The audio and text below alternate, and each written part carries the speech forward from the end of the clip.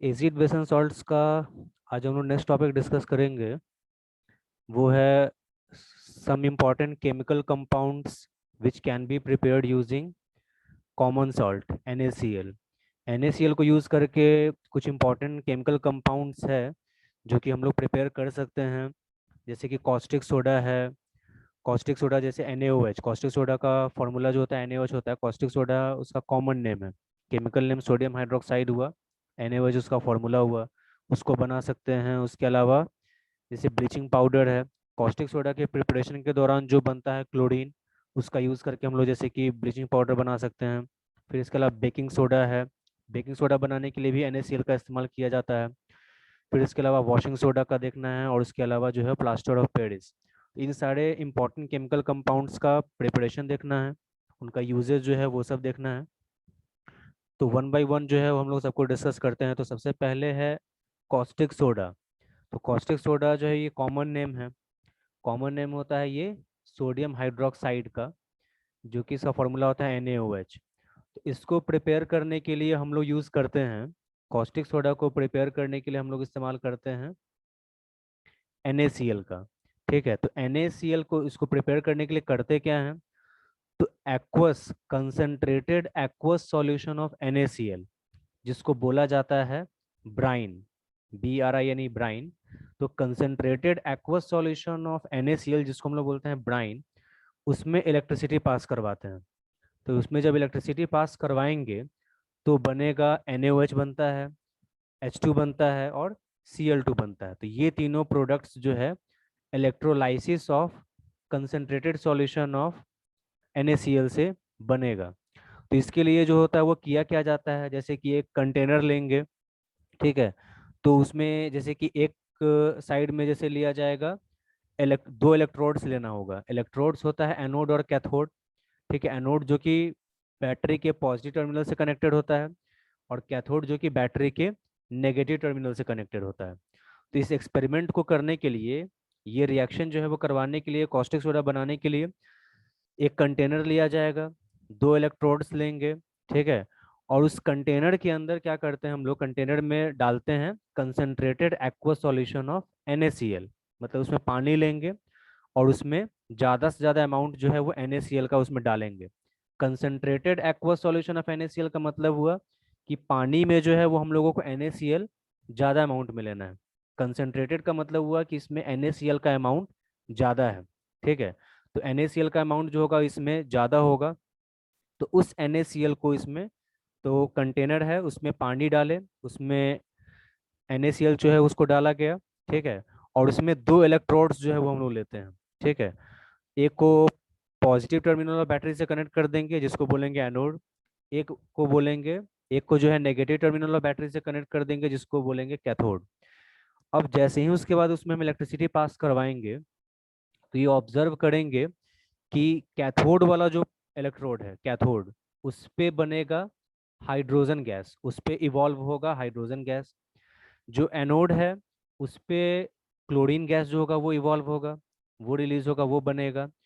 और जो sodium hydroxide है वो कैथोड के नज़दीक में बनता है, कैथोड पे नहीं, कैथोड के नज़दीक में। तो इस तरह से ये जो सिस्टम लिया गया पूरा, जिसमें कि कंटेनर में कंसंट्रेटेड एक्वस सॉल्यूशन NaCl का लिया गया है, तो यहाँ पे इलेक्ट्रोलाइट के रूप में यही है। दो इलेक्ट्रोड उसमें डिप किए, एक को बैटरी के पॉजिटिव टर्मिनल से कनेक्ट किए जिसको एनोड बोले, एक को नेगेटिव टर्मिनल से कनेक्ट किए जिसको कैथोड बोलेंगे। और जैसे ही उसमें इलेक्ट्रिसिटी पास करवाएंगे, यानी इलेक्ट्रोलाइसिस जैसे ही करवाएंगे, ठीक है, तो क्या ऑब्जर्व करेंगे कि हाइड्रोजन गैस कैथोड पे इवॉल्व होगा, क्लोरीन गैस एनोड पे इवॉल्व होगा, और सोडियम हाइड्रोक्साइड यानी कॉस्टिक सोडा इसके पास, जो कैथोड के पास जो होगा वो बनेगा, ठीक है। तो इस प्रोसेस का नाम दिया जाता है क्लोर अल्कली प्रोसेस।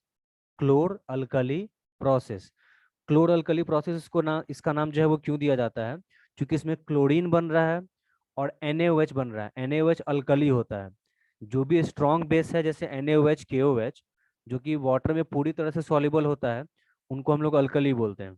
तो इसमें अल्कली और क्लोरीन का फॉर्मेशन हो रहा है, इसलिए इसको क्लोर अल्कली प्रोसेस के नाम से जाना जाता है, ठीक है।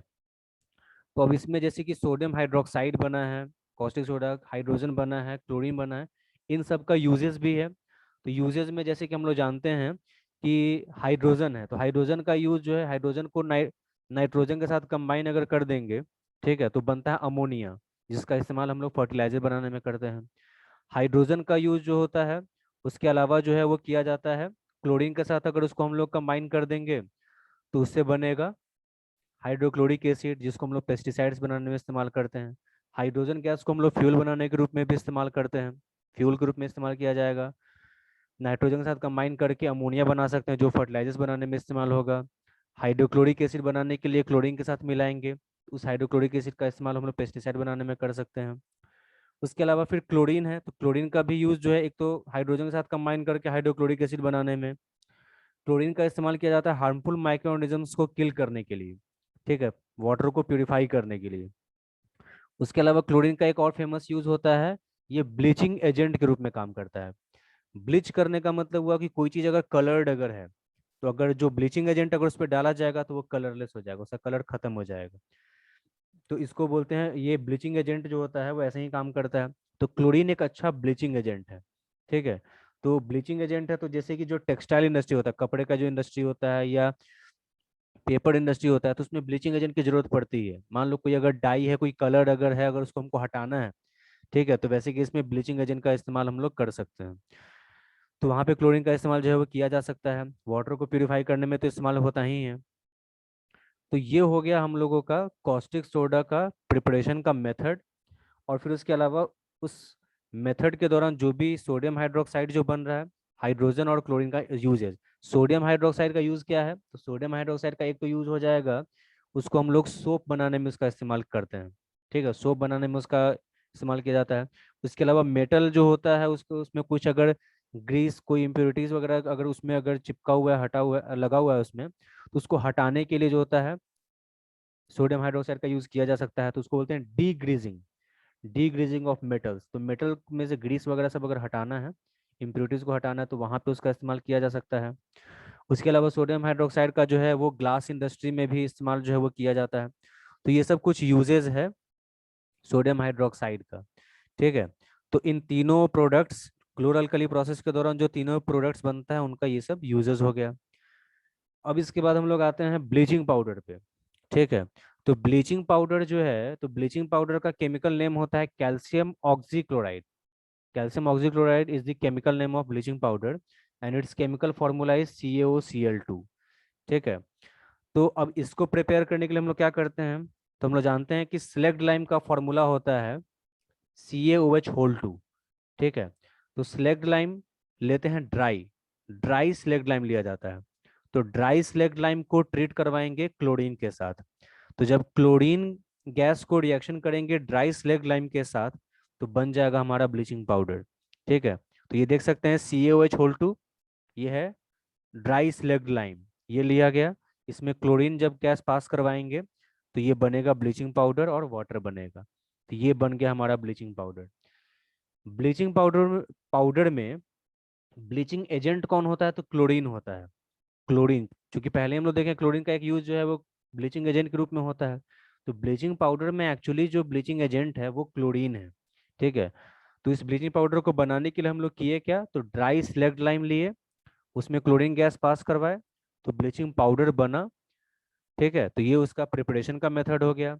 अब इसका यूज तो नाम में ही है कि इसको ब्लीचिंग एजेंट के रूप में तो इस्तेमाल करेंगे ही, टेक्सटाइल इंडस्ट्री, पेपर इंडस्ट्रीज में ब्लीचिंग एजेंट के तौर पे इसका इस्तेमाल करेंगे। और चूंकि इसमें क्लोरीन भी इसमें मिला हुआ है, तो वैसे केस में क्या होगा कि इसमें जो होता है वो डिसइंफेक्टेंट के रूप में भी ये काम करेगा। डिसइंफेक्टेंट का मतलब होता है हार्मफुल माइक्रोऑर्गेनिजम्स को किल करने में भी इसका इस्तेमाल किया जाएगा, ठीक है। तो जो भी हार्मफुल माइक्रोऑर्गेनिजम्स होगा उसको किल करने में इसका इस्तेमाल किया जाएगा, यानी वाटर को प्यूरिफाई वगैरह करने में इस्तेमाल कर सकते हैं। तो it is used in paper and textile industries as a bleaching agent.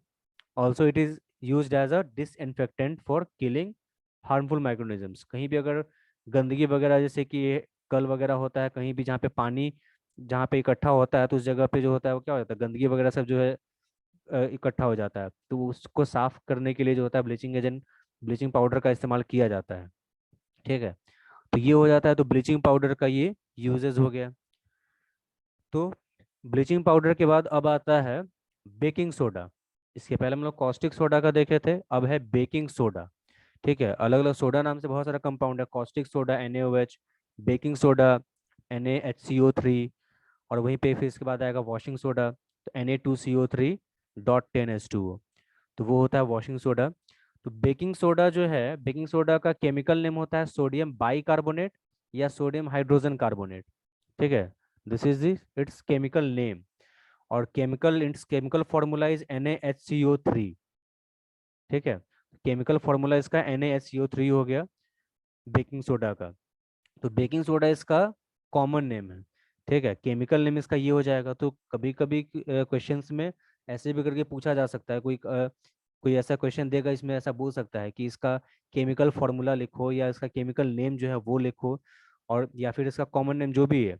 तो उसमें ये चीज़ क्लियर होना चाहिए कि कॉमन नेम क्या है, केमिकल नेम क्या है। ठीक है, तो जो चीज़ उसमें क्वेश्चन में डिमांड करेगा उसके हिसाब से लिख सकते हैं। कॉमन नेम अगर है तो बेकिंग सोडा, केमिकल नेम है तो सोडियम बाइकार्बोनेट या सोडियम हाइड्रोजन कार्बोनेट। अब इसके प्रिपरेशन की बात आती है, तो इसमें भी है, चूंकि हम लोग जो इसका जो है कॉमन सॉल्ट, उसका यूज करके जो है हम लोग कंपाउंड का प्रिपरेशन हम लोग पढ़ रहे हैं। तो कॉमन सॉल्ट का यूज करके तो हम लोग कॉस्टिक सोडा बनाए, कंसनट्रेटेड एक्वा सॉल्यूशन ऑफ जो NaCl है उसका यूज करके हम लोग कॉस्टिक सोडा जो है वो बनाए हैं। ठीक है, अब उसके बाद जो है उसी तरह से फिर NaCl का इस्तेमाल करके हम लोग बेकिंग सोडा जो है वो भी बना सकते हैं। ठीक है, तो बेकिंग सोडा हम लोग कैसे बना सकते हैं कॉमन सॉल्ट का यूज करके? तो इसमें क्या करना है, एक्वा सॉल्यूशन ऑफ NaCl लेना है। एक्वा सॉल्यूशन ऑफ NaCl लेना है और उसमें पास करवाना है कार्बन डाइऑक्साइड गैस और अमोनिया गैस, तो बनेगा बेकिंग सोडा और अमोनियम क्लोराइड बनेगा।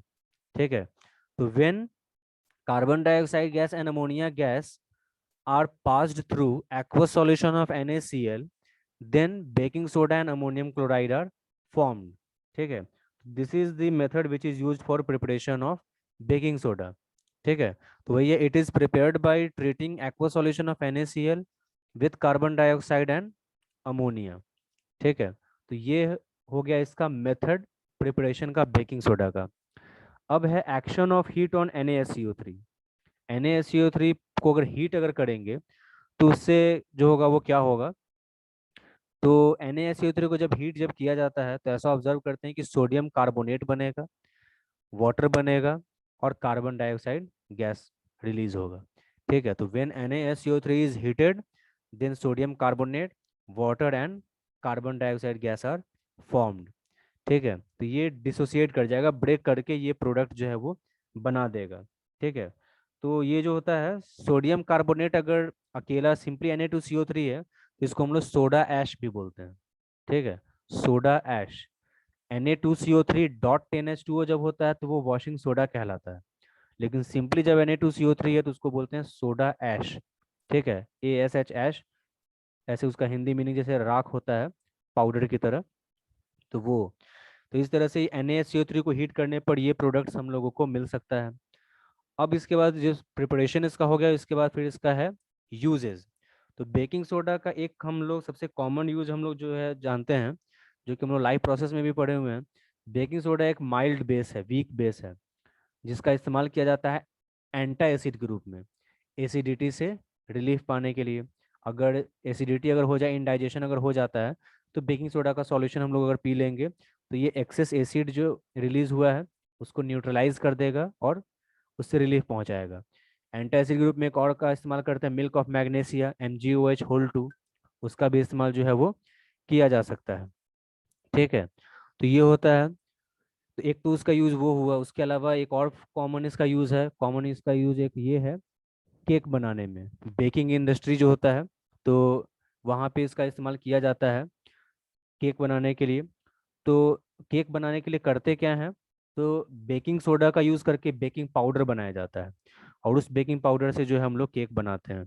तो बेकिंग पाउडर बनाने के लिए करते क्या हैं कि बेकिंग सोडा और टार्टरिक एसिड, इन दोनों को मिलाया जाता है।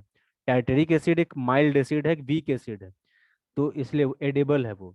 एडिबल मतलब खाने योग्य है, तो इसीलिए जो है उसको हम लोग इसको मिलाते हैं। तो बेकिंग पाउडर बनाने के लिए बेकिंग सोडा और टार्टरिक एसिड को मिलाया जाता है।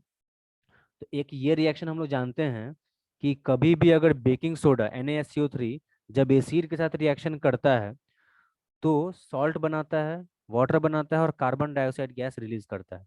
ये रिएक्शन हम लोग पढ़े हुए हैं, केमिकल रिएक्शन ऑफ एसिड वाला जो टॉपिक है उसमें हम लोग पढ़े थे कि सोडियम बाइकार्बोनेट हो NaSCO3 हो तो, या Na2CO3 हो तो, सोडियम बाइकार्बोनेट हो या सोडियम कार्बोनेट हो, उसको जब एसिड के साथ रिएक्शन करेंगे तो सॉल्ट बनेगा, वाटर बनेगा और कार्बन डाइऑक्साइड गैस रिलीज होगा। ठीक है। तो जब बेकिंग पाउडर बनाने के लिए जब हम लोग बेकिंग सोडा और टाइटरिक एसिड को मिलाएंगे तो इसमें भी उसी तरह से होगा, सॉल्ट बनेगा, वाटर बनेगा और कार्बन डाइऑक्साइड गैस रिलीज करेगा। ठीक है। तो इसमें वही है, for making baking powder baking soda is treated with tartaric acid. Tartaric acid का ऐसे हम लोग सोर्स भी हम लोग जानते हैं, टैमरिंड होता है या अनराइप कच्चा मैंगो या ग्रेप्स, उसमें टाइटरिक एसिड जो होगा वो मिलता है। तो अब यही है NaHCO3, ये हो गया बेकिंग सोडा, प्लस H+, ये H+ कहाँ से आ रहा है, टाइटरिक एसिड से। टाइटरिक एसिड से H+ आ रहा है। टाइटरिक एसिड के फॉर्मूला से हम लोगों को मतलब नहीं है, उसका फॉर्मूला हम लोग को नहीं देखना है। तो ये H+ होने का मतलब हुआ एसिड H+ देने की टेंडेंसी रखता है। ठीक है।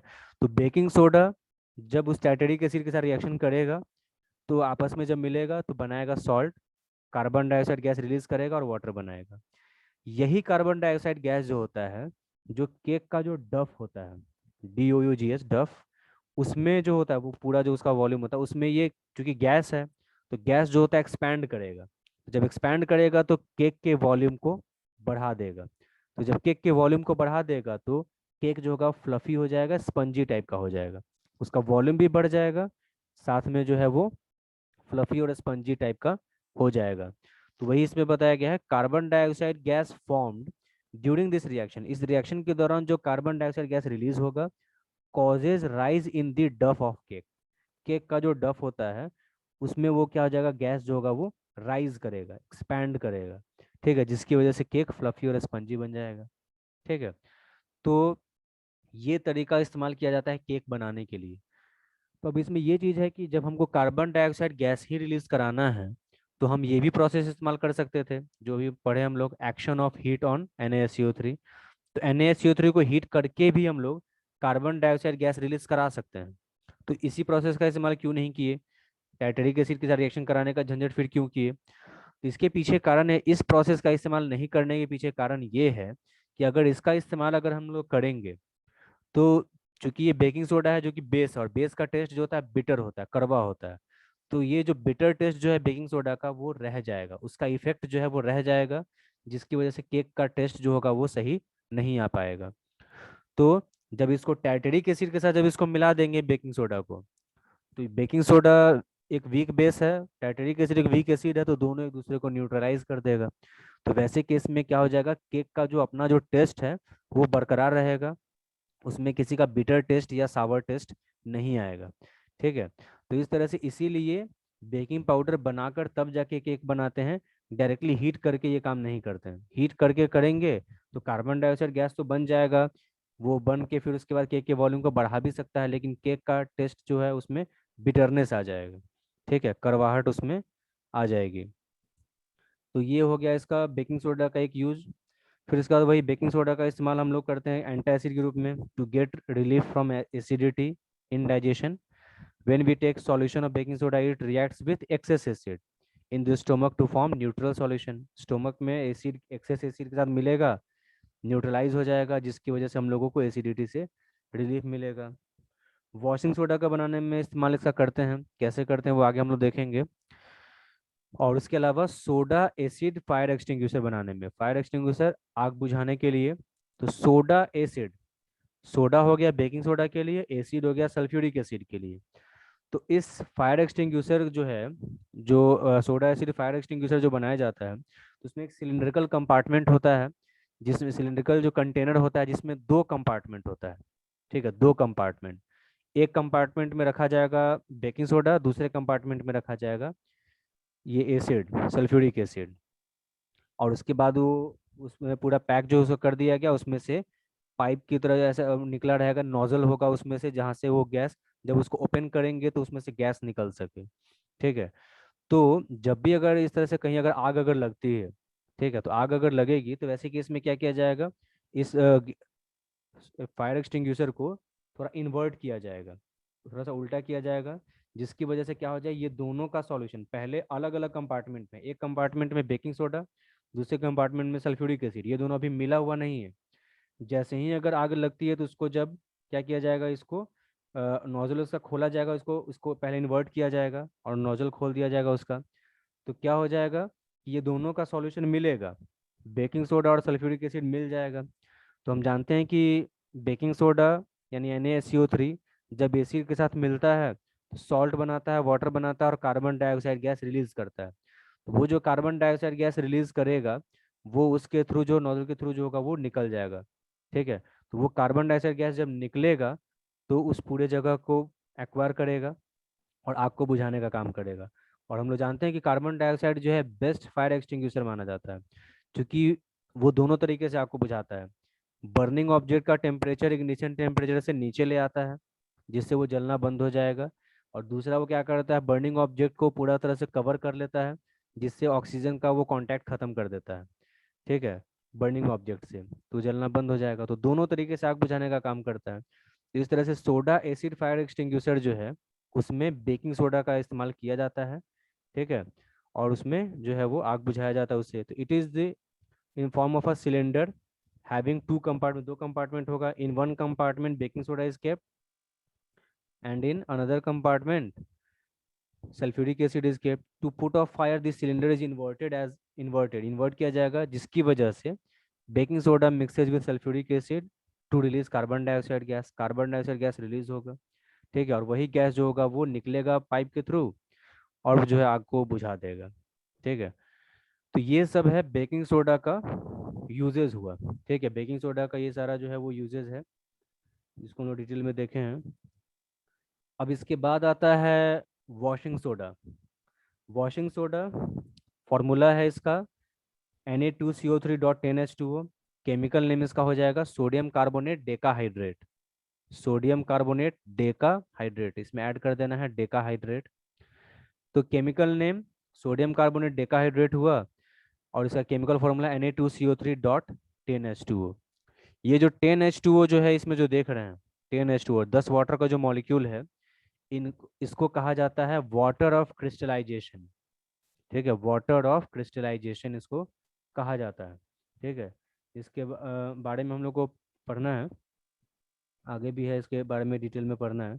तो वाटर ऑफ क्रिस्टलाइजेशन इसका इसको कहा जाता है, 10H2O जो है इसमें लगा हुआ है। तो अब इसका प्रिपरेशन जो है वो कैसे किया जाता है, तो सबसे पहले वही है, baking soda is heated to form sodium carbonate. Baking soda को हम लोग जानते हैं कि हम लोग जब हम लोग हीट करते हैं तो सोडियम कार्बोनेट बनता है, NaSCO3 है। तो वही जो हम लोग पढ़े थे कि बेकिंग सोडा का यूज़ करके हम लोग वॉशिंग सोडा बना सकते हैं। तो पहले बेकिंग सोडा को हीट कर देंगे तो सोडियम कार्बोनेट बनेगा, और इस सोडियम कार्बोनेट में जो है वाटर मॉलिक्यूल ऐड कर देंगे। ठीक है, तो ये जो वाटर मॉलिक्यूल जब इसमें ऐड कर देंगे तो Na2CO3.10H2O। तो ये जो 10H2O है इसको मार्क करके लिख लेना है इसको water of crystallisation. Water crystallisation नहीं, वाटर ऑफ क्रिस्टलाइजेशन। इस पूरे कंपाउंड का नाम वाटर ऑफ क्रिस्टलाइजेशन नहीं है, पूरे कंपाउंड का नाम तो वॉशिंग सोडा है या sodium carbonate decahydrate, Deka for 10। ठीक है, ये जो 10H2 है 10 वाटर मॉलिक्यूल जो है इनको कहा जाता है वाटर ऑफ क्रिस्टलाइजेशन।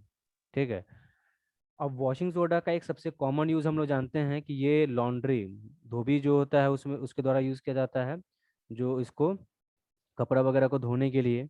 और इसके अलावा जो होता है वो वाटर का जो हार्ड वाटर होता है, जो तालाब का पानी होता है, नदी वगैरह से जो पानी है वो सब हार्ड वाटर होता है। उसमें अगर हम लोग जनरली जैसे कि साबुन का इस्तेमाल अगर करेंगे तो जो होता है उसमें लेदर फॉर्म ही नहीं करता है जल्दी। ठीक है, झाग नहीं बनेगा, तो झाग जब सब सही से नहीं बनेगा तो सही से वो साफ नहीं कर पाएगा कपड़े को। तो वाटर के हार्डनेस को रिमूव करने के लिए इसका यूज़ किया जाता है वॉशिंग सोडा का। तो it is used in removing permanent hardness of water. Cleaning agent के रूप में इस्तेमाल तो करते ही हैं, और इसके अलावा ग्लास इंडस्ट्री में इसका इस्तेमाल किया जाता है।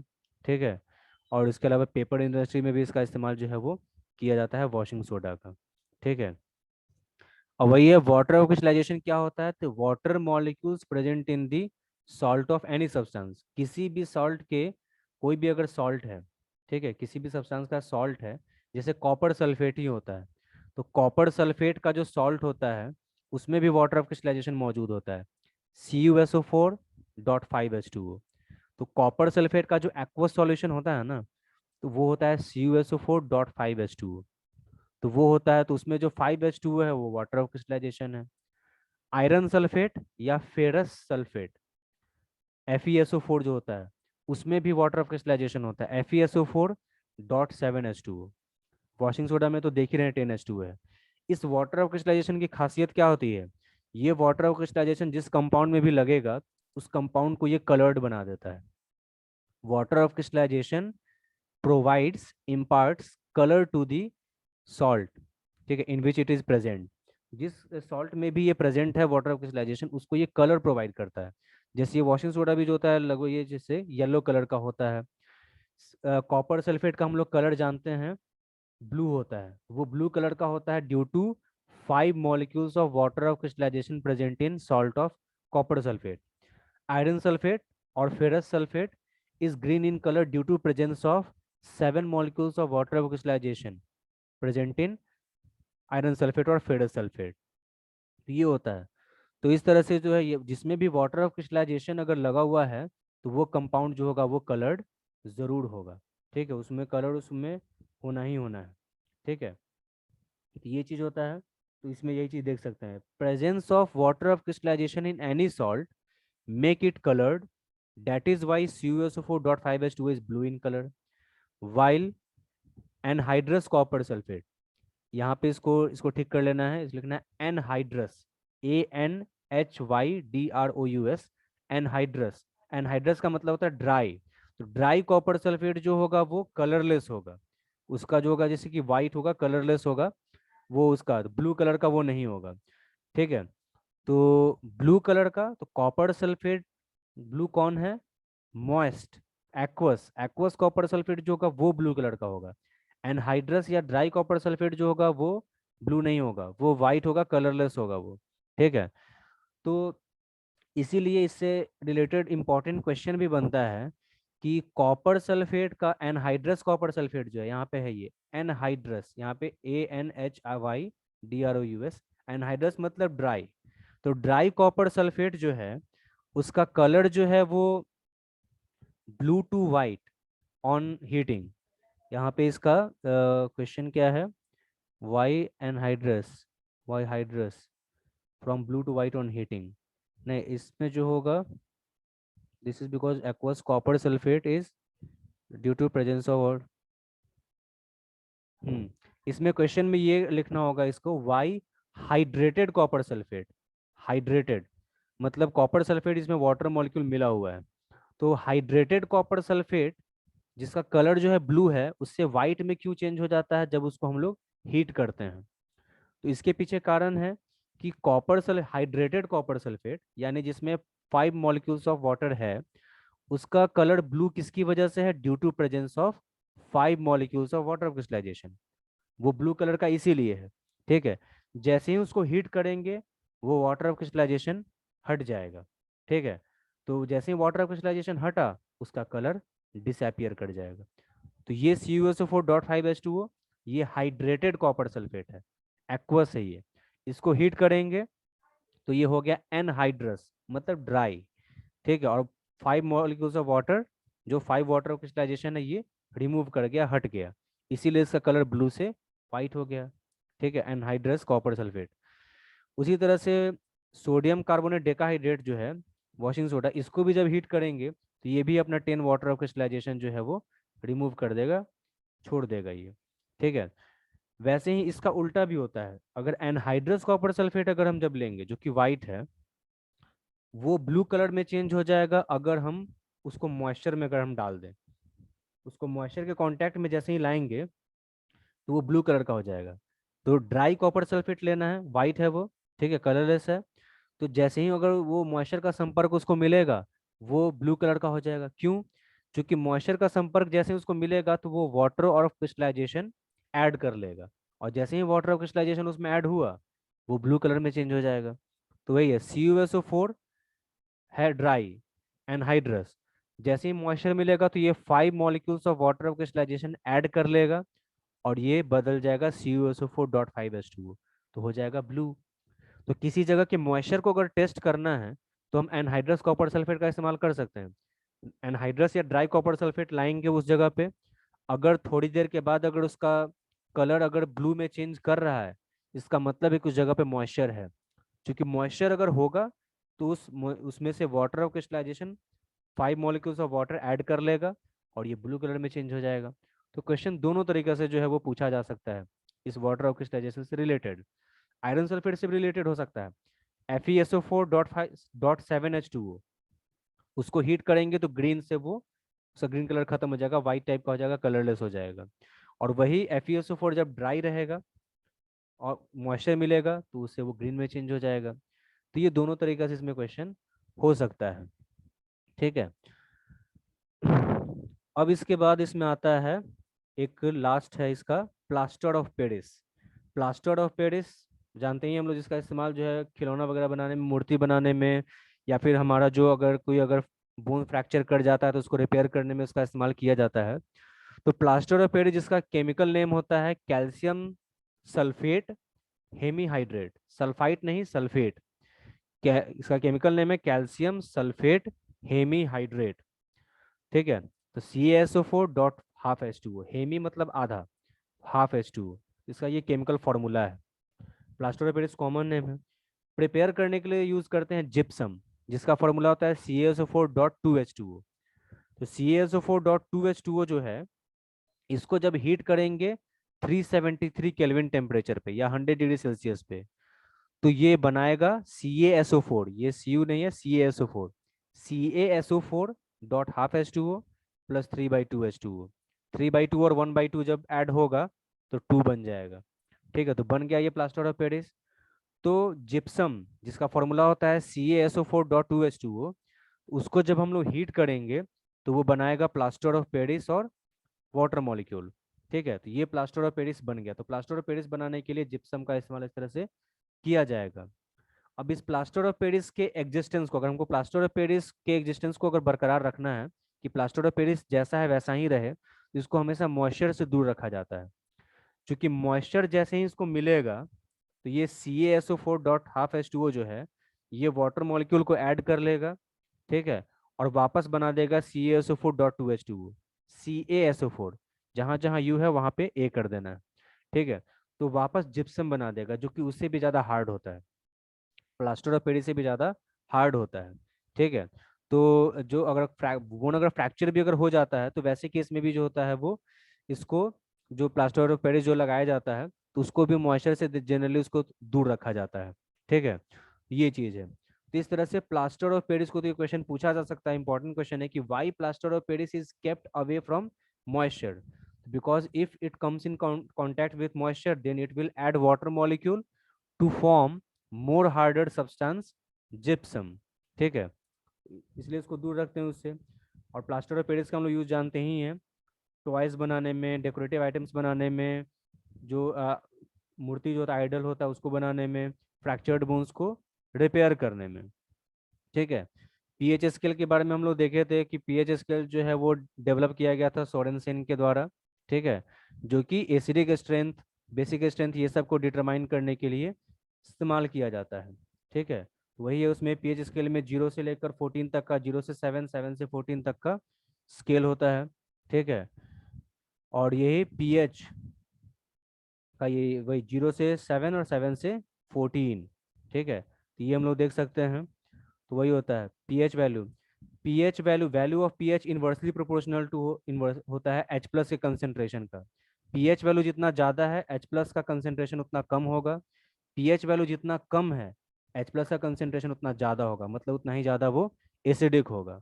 ठीक है, ये यूनिवर्सल इंडिकेटर में आता है पूरा ये सब। पीएच वैल्यू अगर 0 है तो कलर जाएगा डार्क रेड, पीएच वैल्यू 1 है तो कलर जाएगा रेड।